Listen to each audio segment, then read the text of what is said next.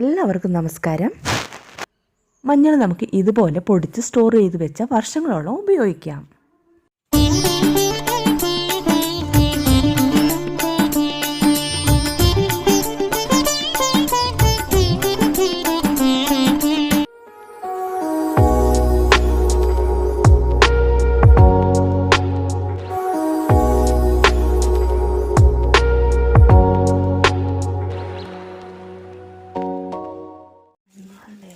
മഞ്ഞൾ വാട്ടി ഉണക്കി പൊടിച്ചെടുക്കുന്ന വീഡിയോ ആണ് ഇന്നത്തെ.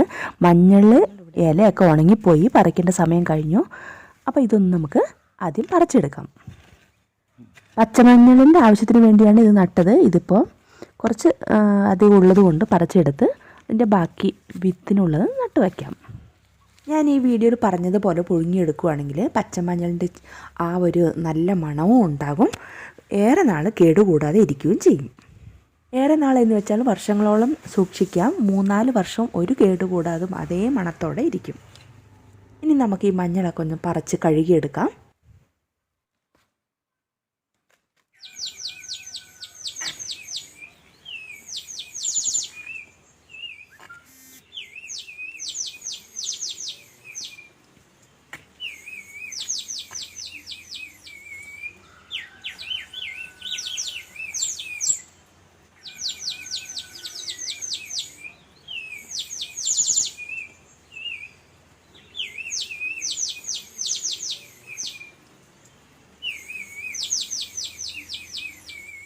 ഇത് നമുക്ക് വിത്തിനായി ഉപയോഗിക്കാം. മുറിച്ച് നട്ടാൽ മതി.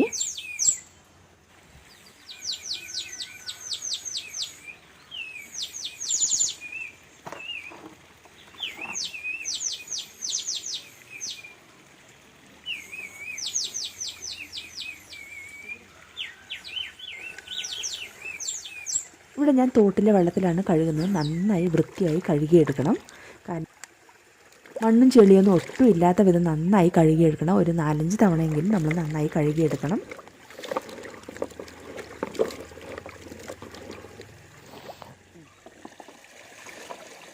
ഈ തോട്ടിൽ വെച്ച് എന്ത് കഴുകിയെടുക്കുന്നത് വളരെ എളുപ്പമാണ്, പ്രത്യേക ഒരു സന്തോഷമാണ്.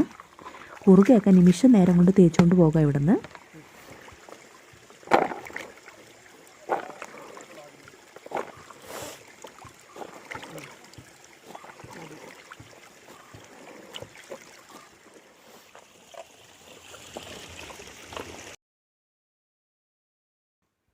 ഈ മഞ്ഞൾ നമുക്ക് ഈ കുട്ടകത്തിലിട്ടിട്ട് നിലക്കെ വെള്ളം ഒഴിക്കേണ്ട, നമുക്ക് അതിൻ്റെ പകുതി മതി. ഇനി നമുക്ക് നന്നായി തീ കത്തിച്ച് കൊടുക്കാം. ഒരു അരമണിക്കൂർ വേണ്ടി വരും. നമുക്ക് അതിനിടയ്ക്കൊന്ന് നമ്മൾ ഇത് പൊട്ടിച്ച് നോക്കണം, അതിൻ്റെ പരുവം അറിയാൻ. കൈകൊണ്ട് ഒടിക്കുമ്പോൾ നമുക്ക് ഒടിഞ്ഞു കിട്ടുന്നുണ്ട്, അതാണ് അതിൻ്റെ ഒരു പരുവം.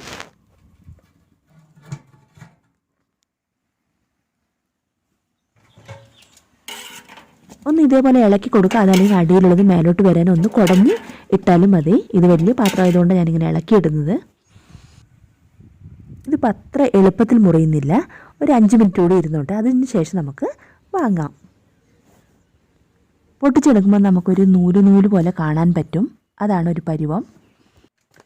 മുറിക്കുമ്പോൾ എളുപ്പത്തിൽ മുറിയണം, അതാണ് ഇതിൻ്റെ ഒരു പരുവം. ഒരുപാട് വെന്ത് പോകാതെ പ്രത്യേകം ശ്രദ്ധിക്കണം.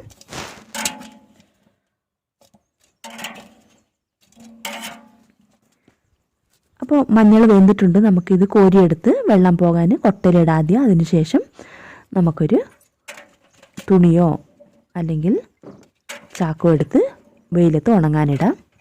1-2 ദിവസം കഴിഞ്ഞിട്ട് നമുക്കിത് മുറിച്ചെടുത്താൽ മതി. ഇതിപ്പോൾ 2 വർഷം മുന്നേ ഞാൻ ചെയ്തൊരു വീഡിയോ ആണ്, ഇപ്പോൾ അപ്ലോഡ് ചെയ്യുന്നു എന്നേ ഉള്ളൂ. ഇപ്പോഴും ഈ പൊടി അതേ മണത്തോടെ അതേ ഗുണത്തോടെ ഇരിപ്പുണ്ട്. ഇവിടെ ചെയ്യുന്ന ഓരോ കൃഷിയുടെ ഒരുപാട് നല്ല നല്ല വീഡിയോസ് എൻ്റെ കയ്യിലിരിപ്പുണ്ട്. എഡിറ്റ് ചെയ്ത് അപ്ലോഡ് ചെയ്യാനുള്ള സമയക്കുറവ് കാരണമാണ് ഇടാത്തത്. അപ്പോൾ എൻ്റെ വീഡിയോ ഇഷ്ടപ്പെടുവാണെങ്കിൽ നിങ്ങൾ ലൈക്ക് ചെയ്യാനും ഷെയർ ചെയ്യാനും മറക്കരുത്. ഇതിപ്പോൾ 2 ദിവസത്തെ വെയിൽ കൊണ്ടു. അതിനുശേഷമാണ് ഇതേപോലെ ഒന്ന് അരച്ചെടുത്തിട്ടാണ് നമ്മളിത് കഷ്ണങ്ങളായി കുഞ്ഞു കഷ്ണങ്ങളായി മുറിച്ചെടുക്കുന്നത്.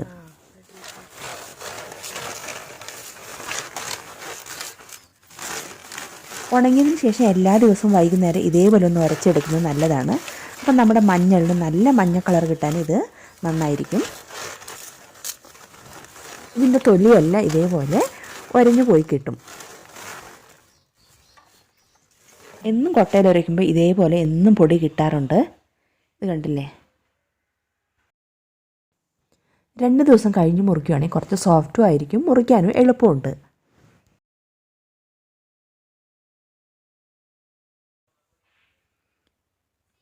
മിക്സിയിലാണ് പൊടിക്കുന്നതെങ്കിൽ ഇതിലും കുറച്ചും കൂടി കുഞ്ഞിതാക്കിയാലും കുഴപ്പമില്ല. ഇത് ഞാൻ മില്ലിൽ കൊടുത്താണ് പൊടിക്കുന്നത്. ഇനി നമ്മൾ ഇതൊരു 8-10 ദിവസമെങ്കിലും ഉണക്കിയെടുക്കണം. നല്ല കല്ല് പോലെ ആകുന്നവരെ നന്നായി ഉണക്കിയെടുക്കണം. എങ്കിലേ അത് കൂടുതൽ നാൾ നമുക്ക് പൊടി ഒന്നും കേടുകൂടാതെ ഇരിക്കുകയുള്ളൂ. ഇത് കണ്ടോ, കൈ കൊണ്ടൊന്നും ഒടിച്ചാലൊന്നും ഒടിയില്ല. അതുപോലത്തെ നല്ല കട്ടി പരുവാകണം. ഇത് കണ്ടോ, നമ്മൾ പാത്രത്തിലൊക്കെ ഇടുമ്പോൾ കിലുകിലാന്നുള്ള ഒച്ചയാണ് വരുന്നത്. എൻ്റെ ചാനൽ കയറി വീഡിയോസ് കണ്ടു നോക്കുക. ഇഷ്ടപ്പെടുവാണെങ്കിൽ സബ്സ്ക്രൈബ് ചെയ്യാനും മറക്കരുത്. Thank you for watching.